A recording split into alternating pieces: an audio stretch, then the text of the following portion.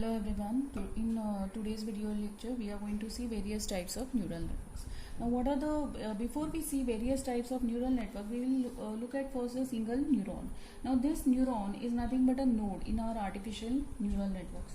Whatever real life brain like neuron structure is there, that we have tried to map in our artificial neural networks. Now, here you can see the input signal U and the output signal generated is V. Now, how this output signal is generated? Based on the activation functions. These activation functions are sigmoid and ReLU. So, here you can see sigmoid where it varies between 0 and 1, and a ReLU initially it can be 0 and then it varies linearly as per the signal U. So, here this is a simple neuron. Next is a perceptron. Perceptron is nothing but a single neuron. Now, what single neuron does here? It receives several input signals. These input signals are x1, x2, x3, and based on the summation or the activation function, it generates the output signal. This output signal is nothing but the function of the sigmoid B. B is nothing but the bias. Bias means the fluctuating factor or the bias factor, plus it is nothing but a summation of weighted summation of input signals. Means here weighted summation means Wij into Xi. Xi are nothing but the various input signals, whereas Wij is nothing but the weights associated with it.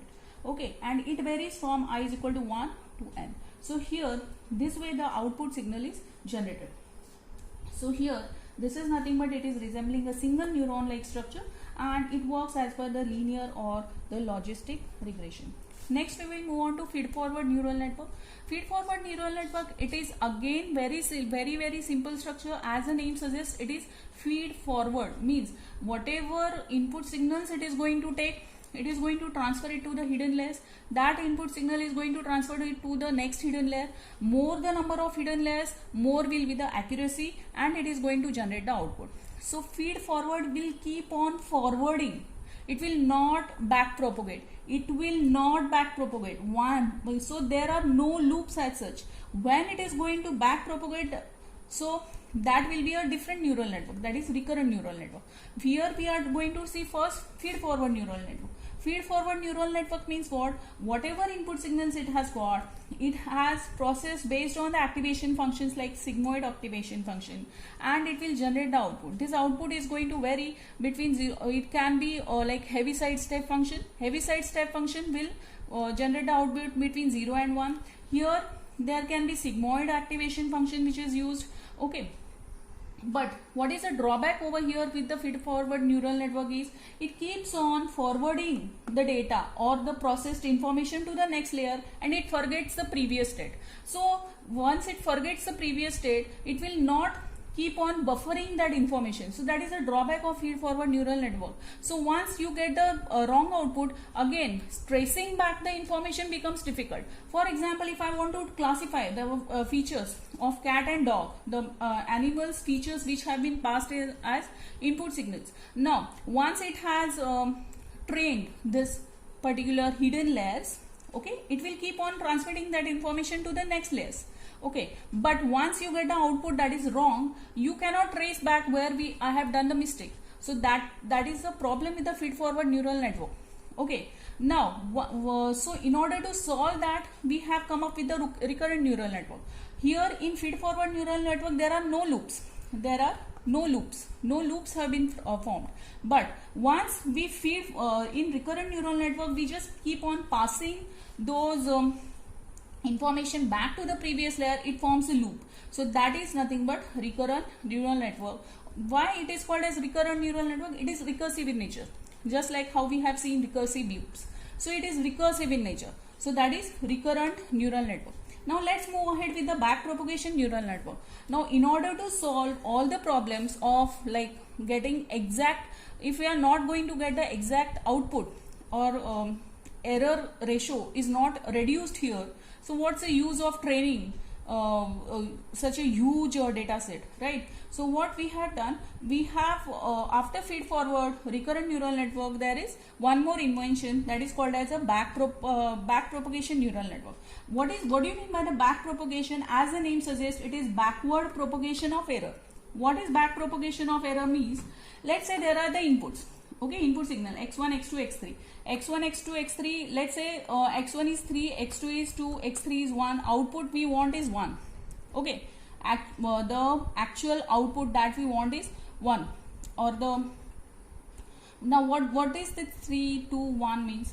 Let's say the I want to predict whether the student is going to pass or fail. When it is going to be 0, he is going to fail. When it is going to be 1, he is going to pass. So x1 means let's say he has spent 3 hours on Moodle learning. He has completed those assignments which are given on Moodle. Okay, x2 means let's say for 2 hours he is sleeping. x3 means let's say he has raised some queries or read some books, ebooks or tutorials on it. Okay, so these are, let's say there are several input features which we have passed. So 3 input features we have passed, so there are the weights associated with it. So these are the input signals. Okay, so once it has processed based on the activation function, let's say sigmoid. Okay, so y is going to be w1 into x1 plus w2 into x2 plus w3 into x3 plus the bias. Bias means the fluctuating factor or the bias factor. Okay, and z, what it is going to generate is activation function which is applied onto this particular y. So this activation function can be sigmoid. Okay, now once we have trained these hidden layer, remember one thing, here I have taken only one hidden layer, but there can be multiple n number of hidden layers. More the number of hidden layers, more is the accuracy of the your neural network. Remember that. So there is so more the number of hidden layers, it will just keep on processing this and it will generate the output. Let's say the output I am getting is 0. Okay, so the predicted output is 0. Okay, y cap is the predicted output is 0. So we will calculate here loss. What is the loss? The actual output minus the predicted output, the whole square. Now why we are taking the square of it? Let's say the output varies between 0 and 1. If we are going to get the negative value, so negative value should not be it should not be negative. So in order to square it up, we have taken the square of it. Okay, so once we have calculated our loss, see here, look at this value, loss is equal to 1. We want to reduce this loss. We don't want loss function to be equal to 1. We need to optimize it, right? We want to train the model in such a way so as to reduce the loss. Okay, so as to reduce the error. Okay, here the error which is we are calculating it is nothing but equal to 1. Hence we need to back propagate where actually the error has happened, where actually what was the error contributing factor that we need to search, right? So we need to adjust these weights. So how we will adjust these weights? We will calculate W4 new here. Let's say what is the formula for it? W4 new is equal to W4 old minus learning rate into derivative of loss with respect to W4.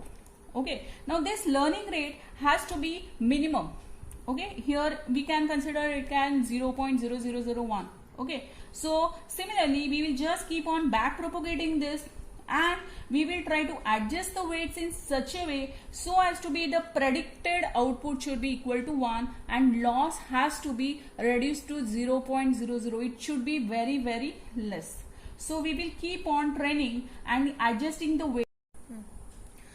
So here we will try to adjust the weights accordingly so as to reduce the error.